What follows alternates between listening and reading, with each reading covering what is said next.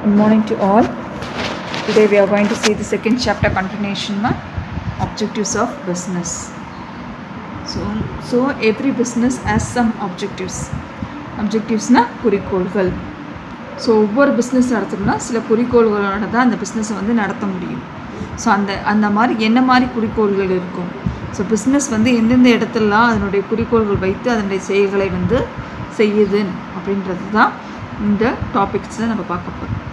So ஒவ்வொரு பிஸ்னஸும் ஒவ்வொரு குறிக்கோளோட தான் ஸ்டார்ட் பண்ணணும். மெயினாக ப்ராஃபிட் அப்படின்னு சொல்லுவோம். ஸோ அது மட்டும் இல்லாமல் அது வந்து சமூகத்தில் எந்த மாதிரி வந்து கவனம் செலுத்துது, எந்த மாதிரி குறிக்கோளோட கவனம் செலுத்துது, ஸோ அதனால் நம்மளுடைய தேச அளவிலும் மக்கள் அளவிலும் எந்த மாதிரி பாதிப்புகள் ஏற்படுத்துது அப்படின்றது தான் இந்த லெசனில் நம்ம பார்க்க போகிறோம். ஸோ எதற்கான குறிக்கோள்ன்றது எதுக்கு தேவை? ஸோ அங்கே போட்டிருக்காங்க பாரு. Every business enterprise has some objectives which regulate and generate its activities. அதனுடைய ஆக்டிவிட்டீஸை கண்காணிப்பதற்காகவும் அதிக அளவு இம்ப்ரூவ்மெண்ட் கொண்டு வருவதற்காகவும் என்ன பண்ணுறாங்க, மெயினாக அதனுடைய குறிக்கோள்களை வழிவகுக்கிறாங்க. கண்டிப்பாக ஒரு பிஸ்னஸ்னால் அதுக்கு ஒரு ஆப்ஜெக்டிவ்ஸ் கண்டிப்பாக இருக்கணும். So objectives R needed in every area where performance and results directly affect survival and prosperity of a business. So இந்த ஆப்ஜெக்டிவ்ஸ்ன்றது எல்லா இடத்துலையும் கண்டிப்பாக எவ்ரி ஏரியாவிலையும் கண்டிப்பாக தேவை. ஸோ அப்படி இருக்கும்போது தான் அந்த ப்ராடக்டோட பர்ஃபார்மன்ஸும் ரிசல்ட்ஸும் எப்படி இருக்கும், எந்த ஒரு பாதிப்பும் ஏற்படாத அளவுக்கு பிஸ்னஸ் வந்து நல்லபடியாக நடக்கும். ஓகேவா? ஸோ இந்த பிஸ்னஸ் நல்லபடியாக நடக்கிறதால அந்த பிஸ்னஸ்க்கு வந்து ஒரு நல்ல ப்ராஸ்பரிட்டியை கொடுக்கும், நல்ல ஒரு வளர்ச்சியை வந்து இந்த குறிக்கோள் வந்து கொடுக்கும்னு சொல்கிறாங்க. ஓகேவா? அப்போது அதிக அளவு நல்ல அக்கறை எடுத்துக்கும் இந்த குறிக்கோள். ஸோ அப்போ பிஸ்னஸ் பீப்புள் அதாவது பிஸ்னஸ் ஆக்டிவிட்டீஸ் தான் பண்ணோம், ஒரு முக்கிய பங்கு இதில் வகிக்குது. ஸோ என்ன மாதிரி ஆப்ஜெக்டிவ்ஸ் இருக்குது? Economic objectives, social objectives, organisation objectives, human objectives, national objectives. ஒரு ஃபேம் ஒரு பிஸ்னஸ்ன்னு எடுத்துக்கிட்டால் இந்த 5 இடத்துலையும் அதனுடைய குறிக்கோள்கள் இருக்கணும். ஸோ ஒவ்வொரு இடத்துலையும் ஒவ்வொரு விதமான குறிக்கோள்கள் வந்து இருக்கணும். அந்த இலக்கை வந்து அந்த பிஸ்னஸ் வந்து கரெக்டாக வந்து அடையணும். அப்போ தான் அந்த பிஸ்னஸ் ஸ்டார்ட் பண்ணுறதால நாட்டுக்கும் சரி அவங்களுக்கும் சரி எந்த ஒரு பிரச்சனையும் இல்லாமல் நல்ல ப்ராஃபிட்டை வந்து அவங்களுக்கு ஏர்ன் பண்ணணும். ஓகேவா? ஸோ ஃபஸ்ட்டு ஆப்ஜெக்டிவ் என்ன? Economic objectives. ஸோ எக்கனாமிக் ஆப்ஜெக்டிவ்ஸ்னால் என்ன? So economic objectives it refers to the objective of earning profit and also other objectives which include creation of customers, regular innovation, best use of available resources. இங்கே என்ன சொல்கிறாங்கன்னா அதே அளவுக்கு profit கிடைக்கணும். அதுதான் ஒரு பொருளாதார ரீதியாக அவனுக்கு இருக்க ஒரு முக்கிய குறிக்கோளாக இருக்கும், அதிக ப்ராஃபிட் கிடைக்கணும். அது மட்டும் இல்லாமல் க்ரியேஷன் ஆஃப் கஸ்டமர்ஸ், அதிக அளவு கஸ்டமர்ஸ் வந்து அவன் வந்து உருவாக்கணும். ஸோ அவனுடைய ப்ராடக்ட்டுக்கு அதிக அளவு கஸ்டமர்ஸ் இருக்கணும். புது இனோவேஷன்ஸ், புது கண்டுபிடிச்சு அவன் இந்த ப்ராடக்டை பல மாறுதல்கள் செய்யணும். அது மட்டும் இல்லாமல் இருக்கிற ரிசோர்ஸை பெஸ்ட்டாக யூஸ் பண்ணணும்.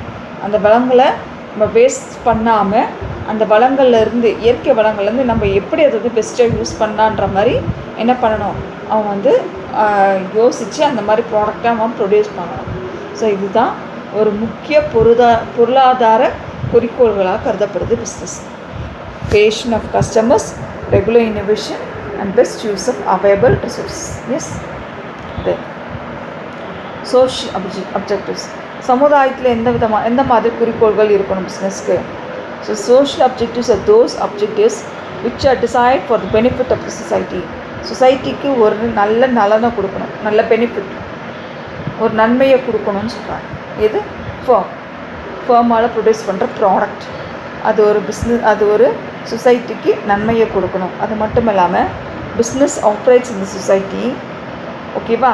So since business operates in a society by utilising its scarce resources, the society expects something in return for its welfare. So இருக்கிற ஸ்கார்ஸ் ரிசோர்ஸை வச்சு என்ன பண்ணுறாங்க, இருக்கிற ஸ்கார்ஸ் ரிசோர்ஸை வச்சு தான் பிஸ்னஸ் வந்து ஆப்ரேட்ஸ் பண்ணுறாங்க, நடத்துகிறாங்க. ஸோ அதற்கு பதிலாக சொசைட்டிக்கு அவங்க திரும்ப என்ன செய்யணும்னா நல்ல ஒரு சமூகத்தை, அவங்களுக்கு நல்ல ஒரு சுமூகமான சூழல், எந்த ஒரு இடையூறுமே இல்லாமல் அந்த பிஸ்னஸால் சமூகத்துக்கு எந்த ஒரு இடையூறுமே இல்லாமல் ஒரு நலனை கொடுக்குற மாதிரி இருக்கணும் அவங்களோட பிஸ்னஸ். மெயின் பாயிண்ட் ஒன்று சொல்கிறான் பாரு. No activity of the business should be aimed at giving any kind of trouble to the society.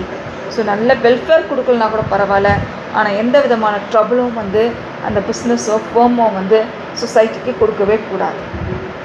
ஓகேவா? ஸோ இங்கே என்ன சொல்கிறாங்க, in return they have to produce some welfare to the society and no activity should be aimed at giving any kind of trouble to the society. So this is the main objective on the basis of society. Then organization object. What is the organization object? So denotes those objectives intends to accomplish during the course of its expansion in its existence in the economy. So accomplish, அவன் start பண்ணுற business அவன் நடத்தும் போது எந்த மாதிரி அவன் வந்து அந்த பிஸ்னஸை நடத்தணும், அந்த பொருளாதாரத்துக்கு எப்படி அது வந்து யூஸ் ஆகும். அவன் மெயினாக என்ன சொல்கிறான் பாரு, எக்ஸ்பான்ஷன் அண்ட் மாடர்னைசேஷன். ஸோ அவனுடைய பிஸ்னஸ் எப்படி இருக்கணும், விரிவடைந்த நிலையில் இருக்கணும், அதுவும் இல்லாமல் மாடர்னைசேஷனாக இருக்கணும், நவீன முறையில் இருக்கணும். ஸோ விரிவான மாடர்னைசேஷனாக இருந்தால் அது நான் அதில் ப்ரொடியூஸ் பண்ணுற ப்ராடக்ட் வந்து அதிக அளவுக்கு எக்ஸ்போர்ட் படலாம். ஓகேவா? அதனால அதிக வருமானம் வந்து கவர்மெண்ட்டுக்கு வரும். ஸோ அவனுடைய மெயின் ஆர்கனைசேஷன் அப்ஜெக்டிவ் என்ன இருக்கும், எக்ஸ்பான்ஷன் அண்டு மாடர்னைசேஷன். அது மட்டும் இல்லாமல் supply of quality goods to customer satisfaction. நல்ல விதமான குவாலிட்டி குட்ஸாக வந்து கஸ்டமர்ஸ்க்கு அவங்க ப்ரொடியூஸ் பண்ணணும், சப்ளை பண்ணணும். அதுவும் இல்லாமல் customer satisfaction, they have to satisfy the customer satisfaction. கண்டிப்பாக கஸ்டமர்ஸோட சாட்டிஸ்ஃபேக்ஷன் என்ன பண்ணணும், அவங்க பூர்த்தி செய்யணும் அப்படின்னு சொல்கிறேன். ஓகேவா? இது ஒரு முக்கிய குறிக்கோளாக ஆர்கனைசேஷன் லெவலில் சொல்லப்படுது. அடுத்தது ஹியூமன் ஆப்ஜெக்டிவ்ஸ். ஹியூமன் ஆப்ஜெக்டிவ்ஸ் என்ன? Human objectives it refers to the objectives aimed at the well-being as well as fulfillment of expectations of employees. So well-being, fulfillment of expectation of எம்ப்ளாயீஸோட எக்ஸ்பெக்டேஷனை ஃபுல்ஃபில் பண்ணணும். So employees என்ன மாதிரி, தொழிலாளர்கள் எந்த விதமான கொள்கையை வச்சாலும் இல்லை என்ன மாதிரி கோரிக்கைகள் வைத்தாலும் அதை அவங்களுடைய தேவைகள் என்ன பண்ணணும், ஆர்கனைசேஷன் ஃபுல்ஃபில் பண்ணணும், நிவர்த்தி செய்யணும். அது மட்டும் இல்லாமல் people who are disabled, handicapped, deprived of proper education and training.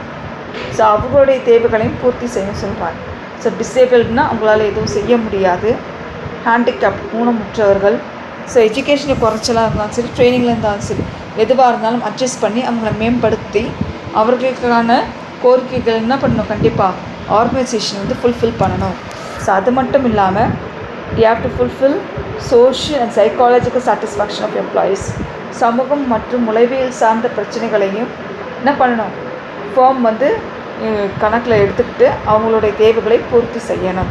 If the firm do like that, it will develop the human resources. So இந்த மாதிரி காரியங்களை வந்து ஃபேர்ம் செய்யும் போது, நிவர்த்தி செய்யும் போது, ஃபுல்ஃபில் பண்ணும் போது எம்ப்ளாயீஸோட சாட்டிஸ்ஃபேக்ஷன் கிடைக்கும். ஸோ அந்த மாதிரி நடக்கும்போது மனித வளர்ச்சி அதிக அளவுக்கு முன்னேற்றத்தை அடையும் சொல்கிறோம். Yes, national objectives. So every business must have the object of fulfilling national goals and aspirations. So being an important part of the country, every business must have the objective of fulfilling national goals and aspirations. So ஃபேர்ம்ன்றது, பிஸ்னஸ்ன்றது ஒரு நாட்டோட ஒரு முக்கிய பகுதியாக காணப்படுது. So அப்படி இருக்கும்போது அந்த நிறுவனம் வந்து எப்படின்னு ஃபுல்ஃபில் பண்ணும், தேசிய கொள்கைகளையும் அதனுடைய தேவைகளையும் அதனுடைய நோக்கங்களையும் என்ன பண்ண பூர்த்தி செய்கிற மாதிரி பிஸ்னஸ் இருக்கும். ஸோ அப்படி ஒரு இலக்கு என்ன, கோல்ஸ் அப்படி என்ன கண்ட்ரியோட ஒரு முக்கிய கோலாக கருதப்படும்னா provide employment opportunity to its citizen. அவருடைய குடிமக்களுக்கு அதிக அளவு வேலைவாய்ப்பு கிடைக்கக்கூடியதாக அந்த நிறுவனம் இருக்கணும். And earn revenue for is exchequer. So earn revenue, அதிக அளவு வருமானம் கிடைக்கணும். எக்ஸ்செக்கர்னா கருவூலம், கவர்மெண்ட் டிபார்ட்மெண்ட்டுக்கு அதிக அளவு ரெவென்யூ கிடைக்கணும். ஸோ கருவூலம்னா ஃபினான்ஸ். ஸோ ஃபினான்ஸ் இன்கம் வந்து அதிக அளவு அந்த நிறுவனம் வந்து என்ன பண்ணணும், உற்பத்தி செஞ்சு கவர்மெண்ட்டுக்கு வழங்கணும். செல்ஃப் சஃபிஷியன்ட் இன் ப்ரொடக்ஷன், ப்ரொமோட் சோஷியல் ஜஸ்டிஸ். போதுமான அளவுக்கு சொசைட்டிக்கு தேவையான அளவுக்கு ப்ரொடக்ஷன் நடக்கணும், அதோட சோஷியல் ஜஸ்டிஸ்னால் அந்த ப்ராடக்ட் வந்து எல்லா லெவல்லையும் அதிக அளவுக்கு சோஷியல் ஜஸ்டிஸ் தான். Inequalities of income and wealth. So இல்லாதவர்கள் இருப்பவர்கள் என்ற பாகுபாடு இல்லாமல், ஏழை பணக்காரன்ற பாகுபாடு இல்லாமல் என்ன பண்ணணும், அந்த உற்பத்தியான பொருள் எல்லாரிடையும் என்ன பண்ணணும், கொண்டு போய் சேர்க்கப்படணும். ஓகேவா? அதிக அளவு உற்பத்தி செய்யணும். எல்லா விதமான பொருட்களையும் எந்த பாகுபாடும் இல்லாமல் அனைவருக்கும் அந்த பொருட்கள் என்ன பண்ணணும், கொண்டு போய் சேர்க்கப்படணும் அப்படின்னு சொல்கிறாங்க. Promote social justice. So business activities should be conducted keeping these goals of the country in mind, which may be called the national objectives of business.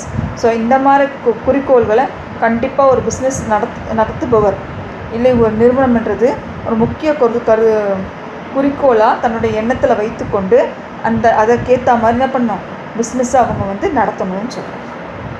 ஓகேவா? ஸோ இதுதான் என்னது பிஸ்னஸோட objectives, main objectives. So main objectives of பிஸ்னஸ்னால் இது தான். ஓகேவா?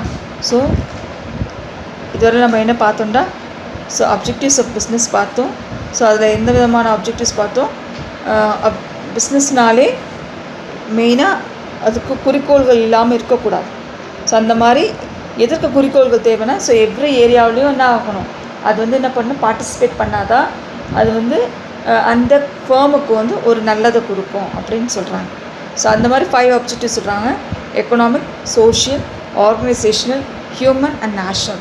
So economic ஆப்ஜெக்டிவ்ஸை பொறுத்தவரையிலும் மெயின் குறிக்கோள் என்ன, creation of customers, regular innovation, best available use of resources.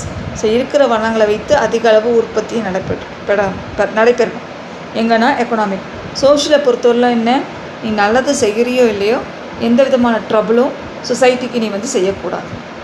So அதிகளவு உற்பத்தி கொடுக்கணும். ஓகேவா? ஸோ நலனில் அக்கறை காட்டணும், சமூக நலனில் அக்கறை காட்டணும்.